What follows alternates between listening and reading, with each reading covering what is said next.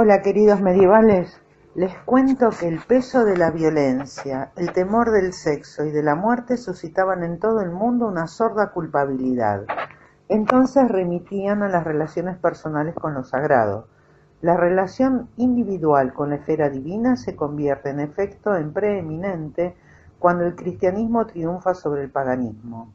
La intimidad y la interioridad se transforman en categorías mentales con un contenido nuevo. Lo sagrado pagano, en manos de la Iglesia, la escritura, el clero y el escriba se convierten en los agentes fundamentales de estos nuevos comportamientos interiores y en mediadores entre el hombre y Dios. Después del año 391, el cristianismo ocupó en Galia y en Occidente el lugar del paganismo como religión de Estado, denunciada por los santos taumaturgos, condenada por los padres conciliares. La práctica religiosa pagana tiende constantemente a reducirse a privada y aún a volverse cada vez más oculta. Lo sagrado pagano intentará refugiarse en los cultos nocturnos, la adivinación, la magia, el folclore o, mejor aún, se dejará revestir de una capa cristiana. Entiendo aquí por sagrado una amalgama de poderes cósmicos que enlazan mundo y hombre y que pueden utilizarse lo mismo de manera benéfica que de forma maléfica.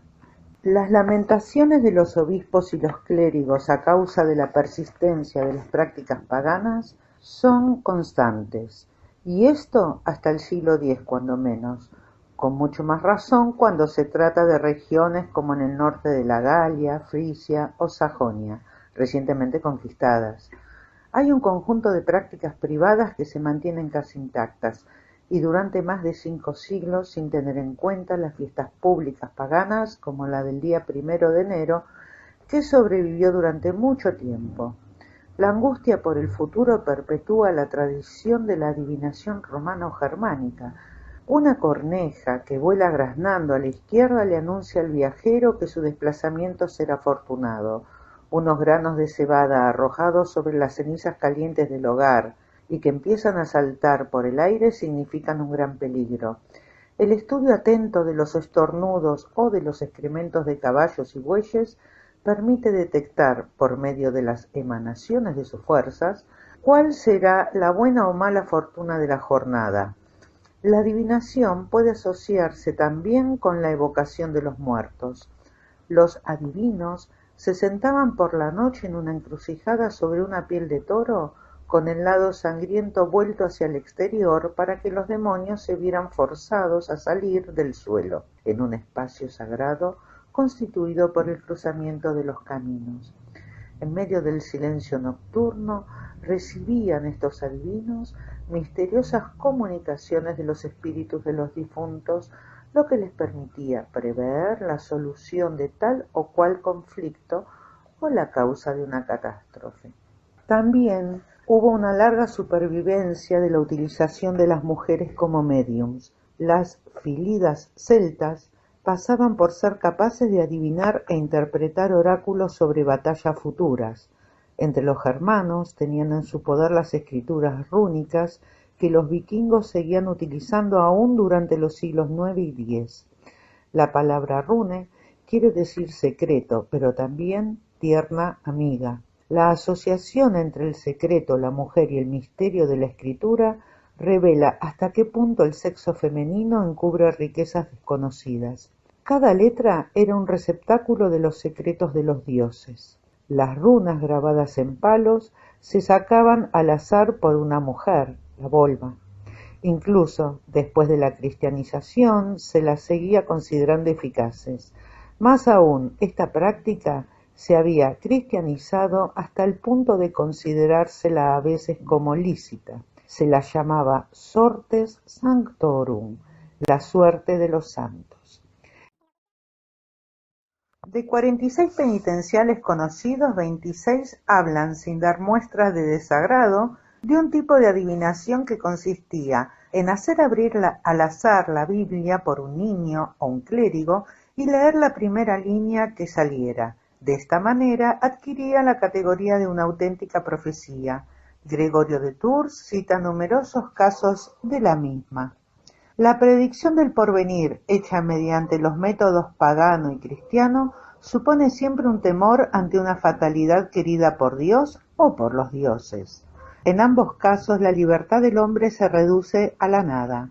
Le es preciso, por tanto, hacerse con el control de los poderes sagrados que detentan el secreto que tanto le interesa personalmente. Además, y esto es algo nuevo, el libro. Todo cuanto está escrito en general se convierte, en esta civilización de tradición oral, en un objeto misterioso y sagrado. Los libros santos se integran así en el mundo del temor, y hasta los textos escritos ordinarios adquieren una tonalidad de mensaje del más allá. La última manifestación de este estado de espíritu se subraya con el libro del juicio final, promulgado por Guillermo el Conquistador en el año 1086. Se trataba en realidad de un simple censo que enumeraba los derechos del rey y los señores de un modo tan preciso que bastaba leer la página referente a tal o cual dominio para que cesara cualquier discusión sobre el particular y fuese definitivo ese juicio. A los ojos de los analfabetos, un escrito es por tanto mágico y adivinatorio a la vez. La magia, por más que estuviera rigurosamente prohibida, era el terreno ideal para la ambivalencia de lo sagrado pagano y el medio para cambiar las relaciones interpersonales. Los vivos llevaban amuletos y filacterias, y el talismán de cristal que llegaba a Carlomagno al cuello era el más célebre de todos.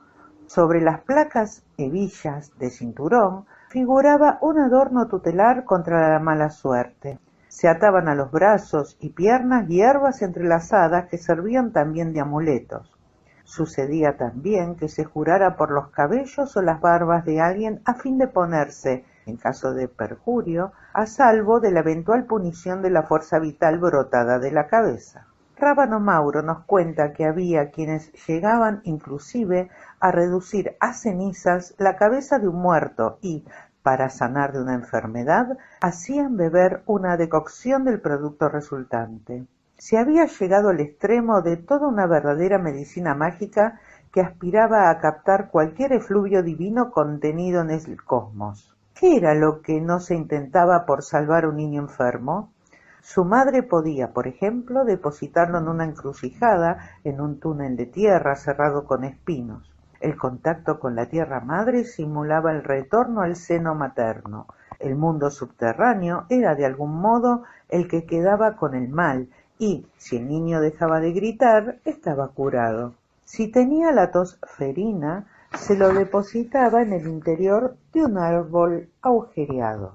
La idea siempre era que había que dar con un medio de entrar en relación con las fuerzas ocultas y practicar un intercambio, intentar extraer un efluvio de esas fuerzas ocultas. El principio siempre el mismo: captar las fuerzas vitales mediante cualquier cosa que emane de un ser vivo, de una planta, un animal, de la tierra misma, domesticar lo sagrado, ponerse a cubierto de su irradiación peligrosa. Tal es finalmente el gran secreto de estos adivinos, de estos brujos y de estas mujeres que frecuentan la noche y los bosques sagrados, de estas muchedumbres que practican una festiva comensalidad mediante sus danzas rituales destinadas a provocar la fecundidad y la prosperidad, a alejar a los muertos o a conjurarlos.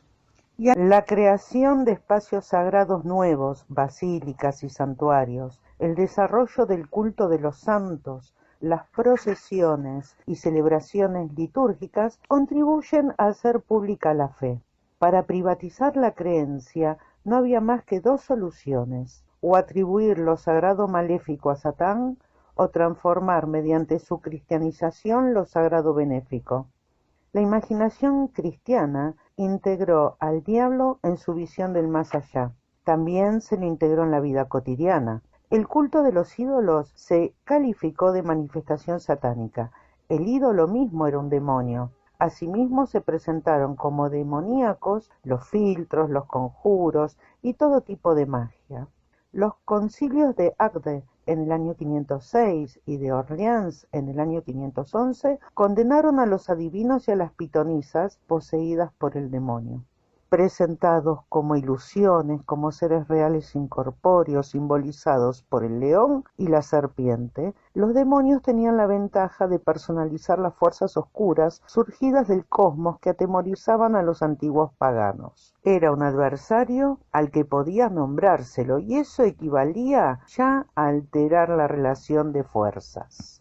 El demonio también se mete con los débiles. Las mujeres, criaturas medrosas, han de tenerlo siempre. Se deslizan los malos sentimientos, en la astucia, en los celos, y se convierte así en un enemigo interior. El temor al diablo acabó así por ser el nuevo nombre dado a la angustia ante las fuerzas nocivas del mundo, aunque la proximidad de los santos y del influjo de su valimiento estaban allí para aniquilarlos.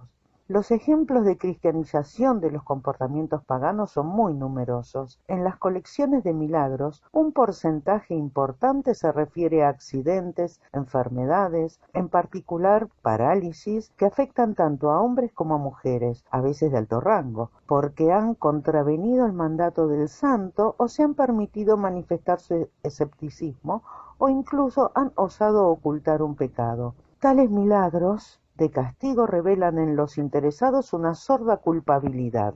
Para comprender este fenómeno importante de la aparición de una conciencia interior, fijémonos en la manera de cómo evolucionan los sacramentos en su relación con la persona. Por ejemplo, hoy les hablaré del bautismo, que acabó siendo al comienzo de la época carolingia un sacramento destinado únicamente a los niños. La aspersión reemplazó entonces a la inmersión. El simbolismo del agua regeneradora ocupó el lugar del agua como fuente de vida, el tránsito de la muerte a la resurrección. En adelante se percibirá el bautismo como una supresión del pecado, como una integración en la Iglesia, en la sociedad, en la cristiandad y como una promesa de salvación.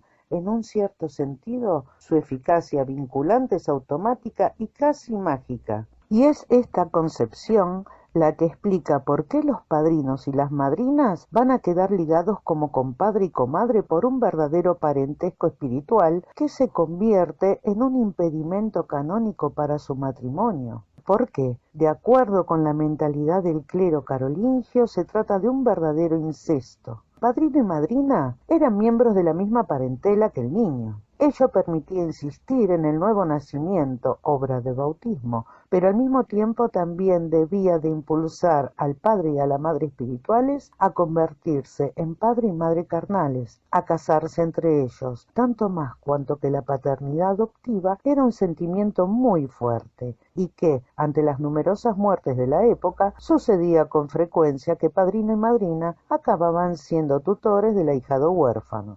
Las uniones entre compadres debieron, por lo tanto, de haberse vuelto corrientes con ocasión del desarrollo del bautismo de los niños. Mientras que el sacramento era considerado por todos como un medio de reforzar la solidaridad de la parentela mediante nuevas alianzas que prolongaban los matrimonios, los lazos bayásicos, etc. La severidad de la condena se dirigía, por lo tanto, a reducir la endogamia pagana que proliferaba. Así entonces se producía una cierta distorsión del bautismo a causa de la impresión de que entrañaba una adopción inmediata en la comunidad y que desembocaba en una reacción contra el ensanchamiento de la familia y contra la atracción mutua que una ceremonia podía suscitar, tal y como sucedía con otros ceremoniales paganos. Bueno, y así los voy a dejar hoy y otro programa les seguiré contando cómo se fue pasando del paganismo a una conciencia cristiana del sí mismo.